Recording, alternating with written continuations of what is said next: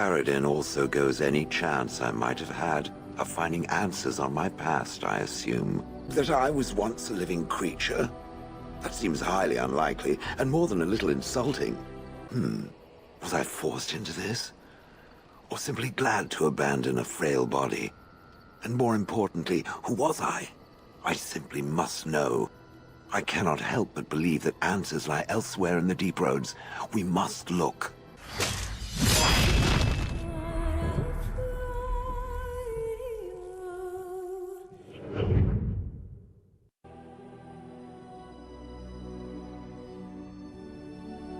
It has become very close with the other Grey Warden. Yes. I suppose I have at that. I find this difficult to comprehend. It is whiny and weak, and constantly laughing. Then I guess a romance between you and I is completely out of the question. And the attempts at humor, I cannot understand how it is endured. Well, maybe you should ask her why she likes me so much instead of bothering me with it. It has a loud mouth. Why its head has not been crushed already is hard to imagine. Or maybe you just happen to figure she likes me a lot more than you. Don't be foolish. Yes, I thought so. Just watch your step, or I'm totally telling. I'm going to stand over here now.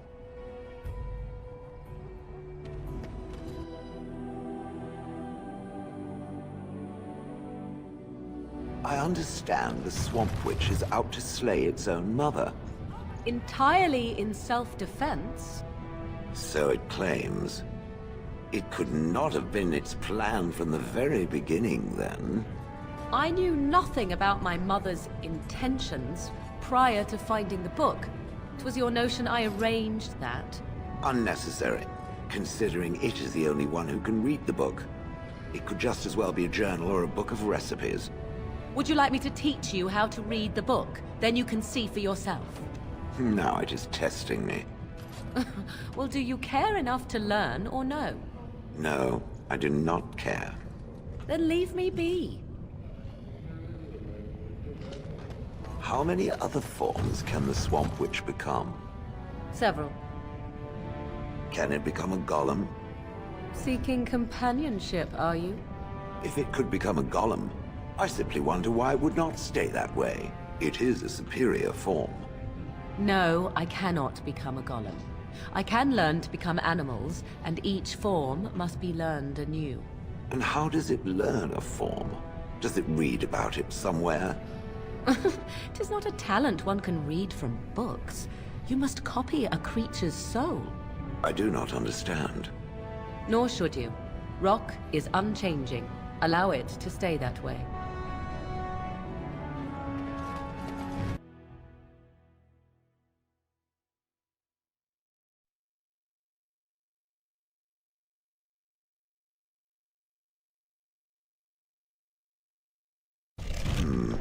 This place is familiar. I am not certain. There is a place, a cavern that is not far from here. I know where it is. I remember. Its offer is appreciated. I will mark the location on its map. If we can journey there soon, I am most curious as to what we will find.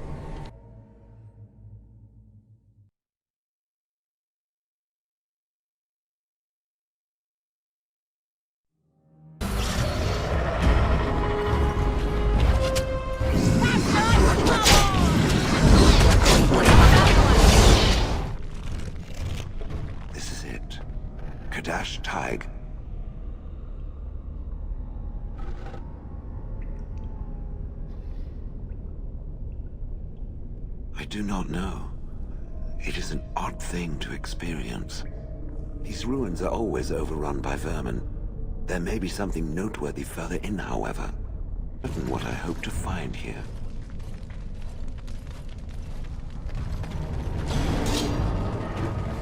Got it.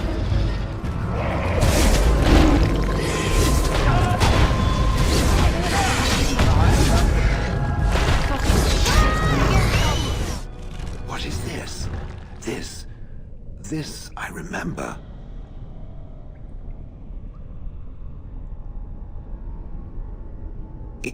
dates and names.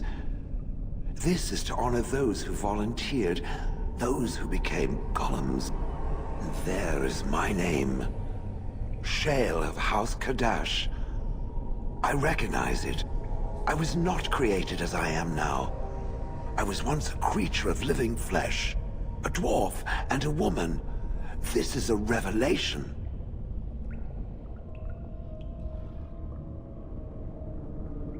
Perhaps.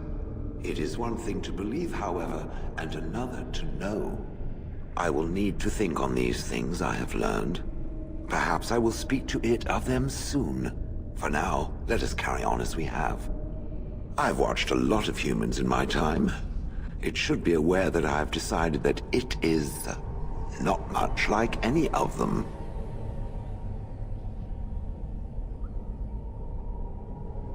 Surely it must come from some superior lineage, yes?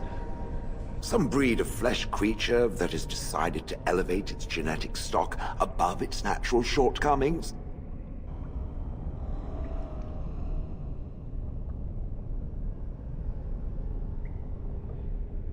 Oh, then that must be it. I knew there had to be some reason, it being a human and all. I would appreciate if it didn't spread around that I said anything. Humans might start to get the wrong idea. They might start thinking their race is not completely hopeless.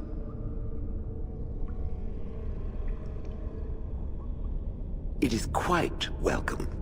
Now, let us crush something into a fine paste before it starts to think I've gone all soft. Perish the thought.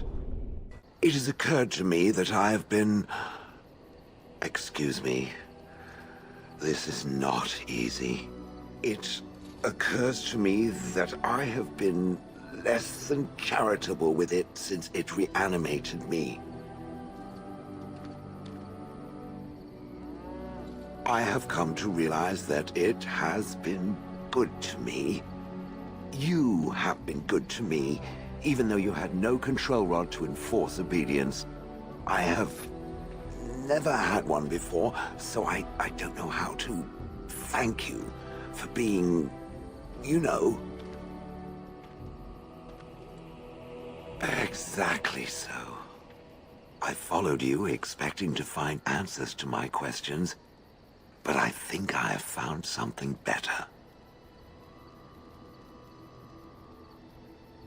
Oh, let us not speak of this awkward bonding moment ever again. To the road. Something I can help with? Yes? What's on your mind?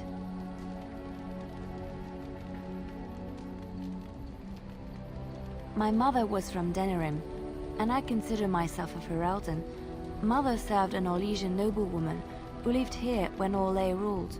When Orlais was defeated and the common folk began to resent the presence of any Orlesian, the lady returned to Orlais. She took my mother with her. I was born in Orlais and did not set foot in Ferelden till much later. Mother was always telling me stories of her homeland. I think she missed it. Mother died when I was very young. Lady Cecily let me stay with her. I had no one else. She was quite old then, and she had me study music and dance to entertain her. It is unfair that I have more memories of Cecily than my mother.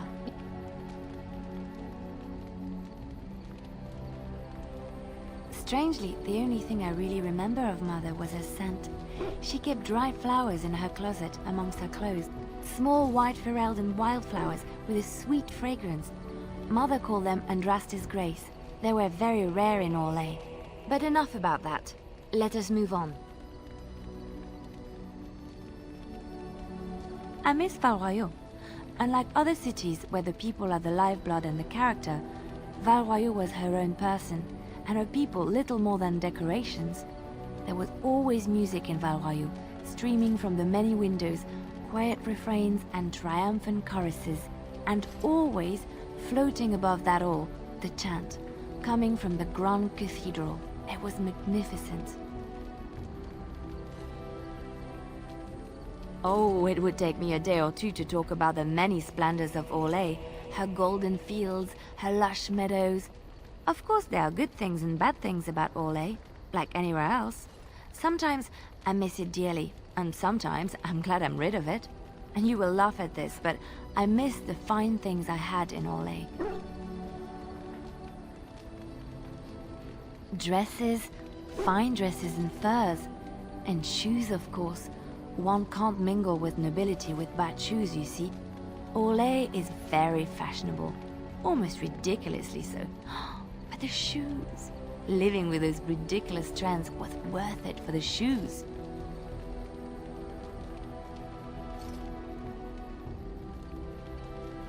When I left Orlais, the fashion was shoes with delicate tapered heels and embellishments in the front. A ribbon, perhaps, or embroidery. In soft colors, of course. It was spring. I had my eye on a pair my shoemaker was working on. It was covered in pale blue silk, with amber beads on the toe. The shoes made in Orlais were exquisite. Not at all like these clunky fur-lined leather boots you have in Ferelden. Ugh, just look at them. They're sturdy shoes, but sometimes a girl just wants to have pretty feet. Oh, I could talk about shoes all day, but we have things to do, don't we? Where did you hear this?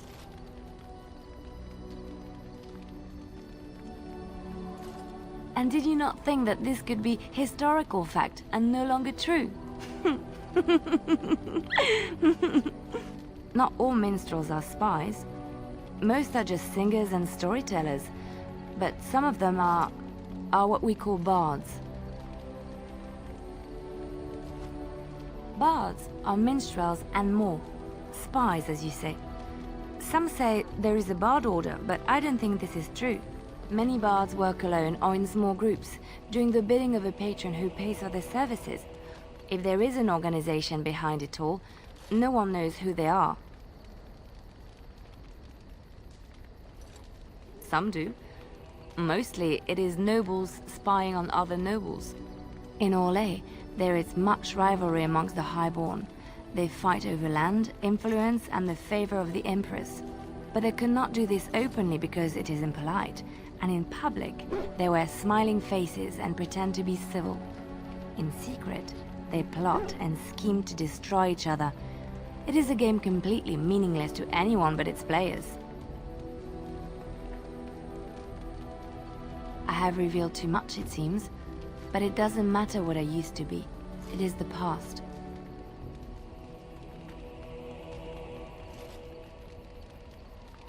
I found myself in Ferelden and sheltered from bad weather in the Chantry, and when the storm passed, I just did not want to leave. I like to say the Maker brought me here. What's on your mind?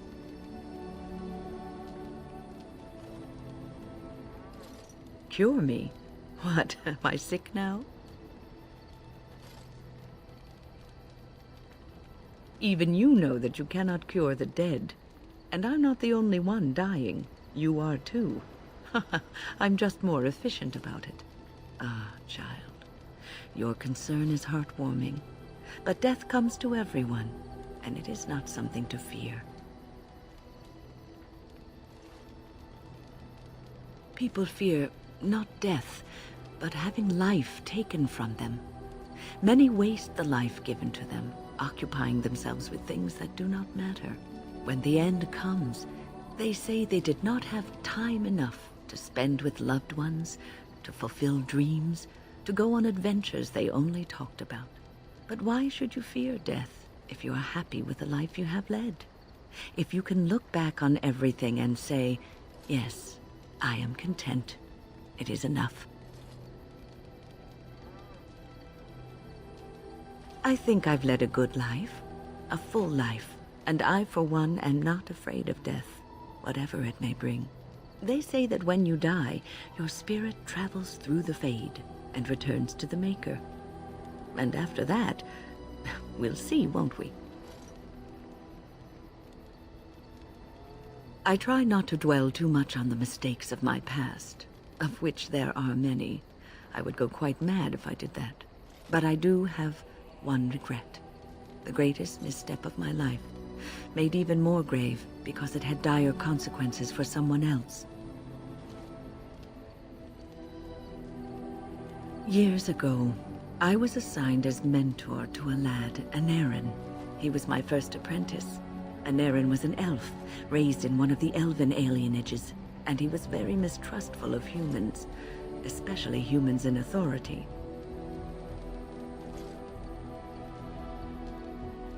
What Anarin needed was time. Time to get used to his new home, time to emerge from his shell, so we could build a rapport.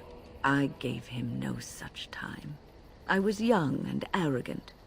He is a mage, I thought. He needs to grow up and act like one. I expected too much from him too quickly.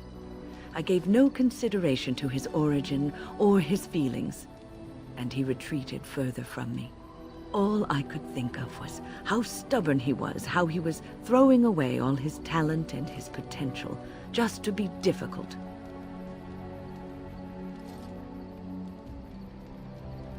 Oh, I dread to think. I was a harsh taskmistress. He might have thought I was a demon in disguise. You cannot plant crops in the cold, wintry ground. You cannot teach a student who is closed off and unresponsive. Patience is what is needed, and I learned that too late to help him. Anarin ran away from the circle one night. I had berated him over some trivial, ridiculous matter that I no longer remember. I drove him away because of something utterly unimportant. He was a child, 14 at the time of his leaving. They had his phylactery, and they hunted him down. The phylactery is a vial of blood taken from a mage. But blood is connected to life, and your blood can be used to track you down. They called him Maleficar, a mage who practices forbidden magic, deserving of death. He was a child, misunderstood and lost.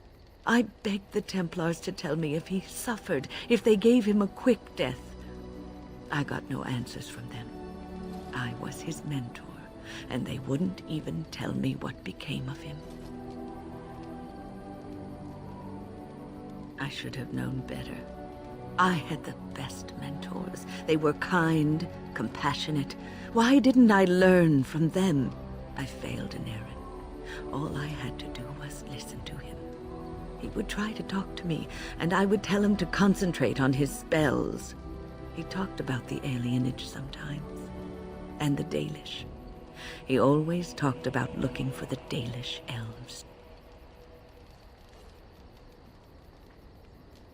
The Templars are well-trained and thorough. That he still lives, it would be a vain hope. The apprentices that came after Anarin benefited greatly from the lessons I learned from him. In a sense, he was my teacher, and I his student.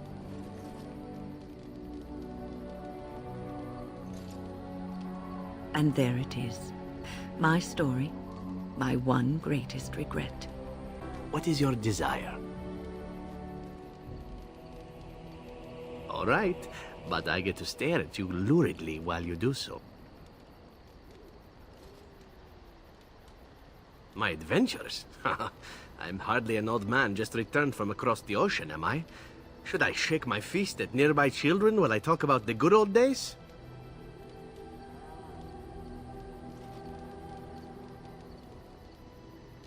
Falling down a flight of stairs is an adventure. Falling into someone's bed, also an adventure.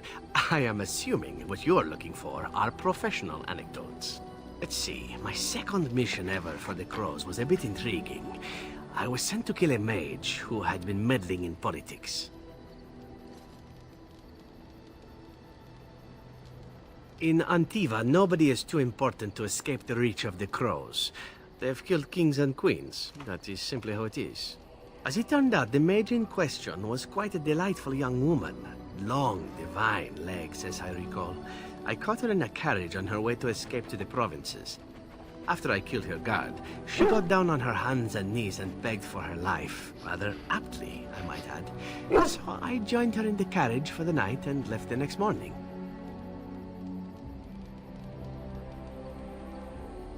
yes, twice, actually. Then she decided to try and use me instead. The woman had actually convinced me to speak to the crows on her behalf. What can I say? I was young and foolish at the time. Then, as I was kissing her goodbye to return to Antiva City, she slipped on the threshold and fell backwards out of the carriage. Broke her neck. Shame, really, but at least it happened quickly. Not actually, no. I was a bit unimpressed by the development at first. Then I found out that she had told the driver to take her to Janellen instead. She had planned to lose me in the provinces. I would have looked very foolish to the crows. As it was, my master was very impressed that I had done such a fine job of making it look like an accident. The Circle of Magi was unaware of foul play, and everyone was happier all around. I got stupid, in fact, and very lucky. It was after that when I learned that one needn't let a pretty face go to your head. Professionalism was key. That's my moral of the day, you see. And one that not everyone learns, I'm sad to say. But that's enough tale spinning from me for the moment. Talking about the mage has made me a bit nostalgic, I'm afraid. Ah, the good old days. Again? Well now, what might interest you, I wonder? Shall I describe the stages involved with Lanthrax poisoning? I watched a man go through all 7 once. Oh, no, I'll not inflict that upon you just yet. Let's see, how about the largest battle I ever took part in? That would have been the slaughter of Prince Osrin. Did you hear of that down in these parts? Me? Not personally, but I did take part in the attack. Prince Osrin was 4th in line to the throne, you see. He started off as 11th, but worked his way up the old-fashioned method by inheriting control of an entire Crocel from his grandfather. After assassinating his way through the royal family, the king hired 3 other cells to take down Prince Osrin once and for all. I was in one of those cells.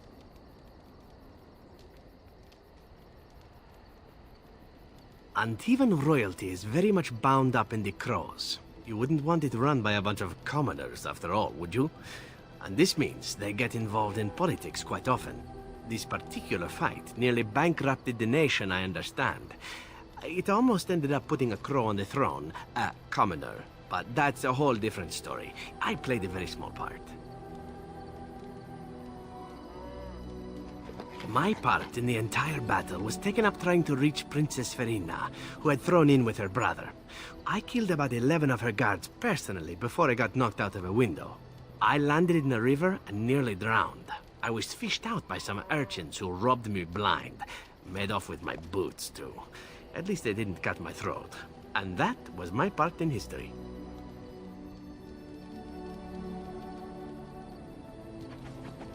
I had to find my way back to the safe house, bruised and naked, and thankful to be alive.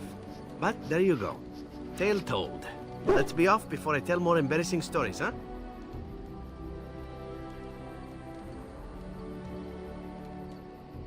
This could be a sensitive topic, my dear lady.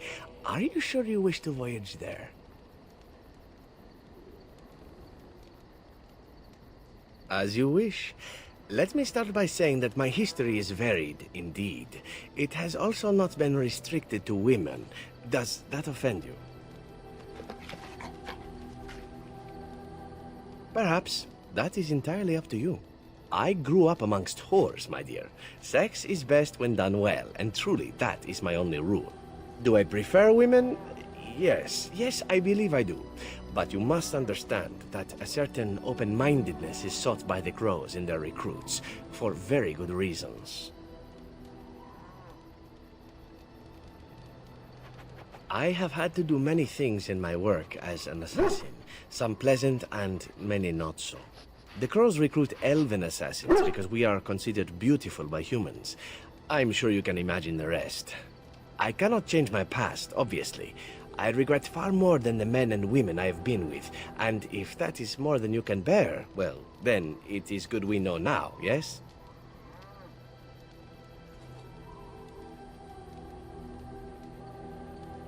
It's just old scars and nothing more which you see.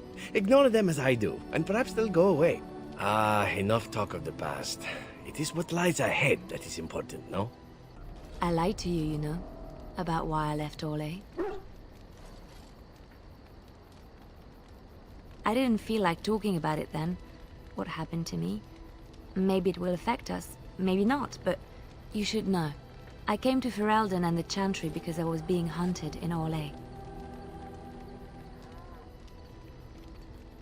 I was framed, betrayed by someone I thought I knew and could trust.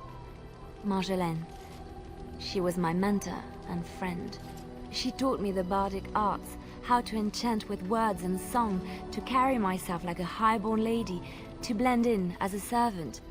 The skills I learned, I used to serve her, my bard master, because I loved her, and because I enjoyed what I did.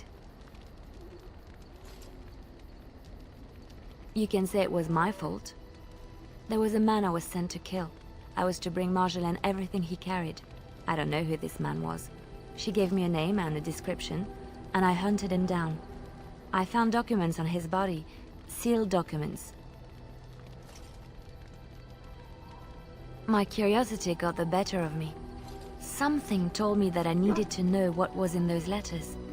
Marjolaine had been selling all kinds of information about Orlais to other countries, Nevarra and Antiva among others. It was treason.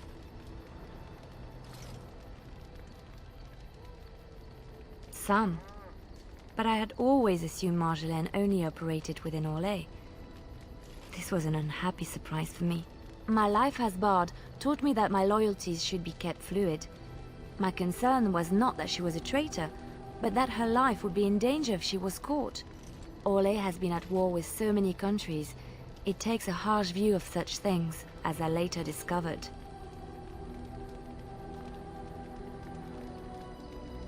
To Marjolaine. No one else. I resealed them and gave them to her, as she had instructed. I should have left well alone, but I didn't.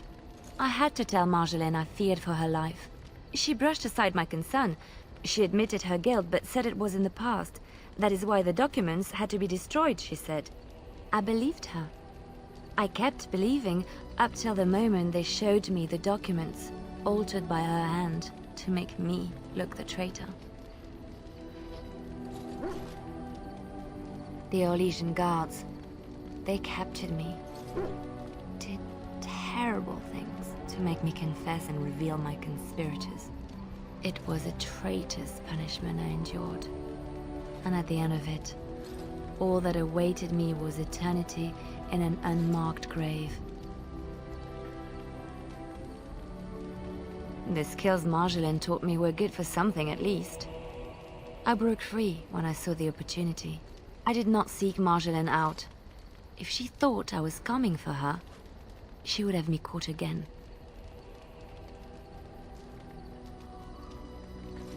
I was tempted to confront her. I was furious, betrayed. But what could I do against her? And so I fled to Ferelden, to the Chantry and the Maker.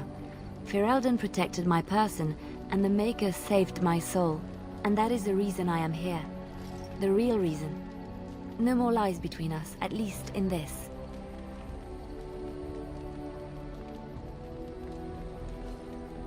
It feels good to have this off my chest. Thank you for listening and understanding.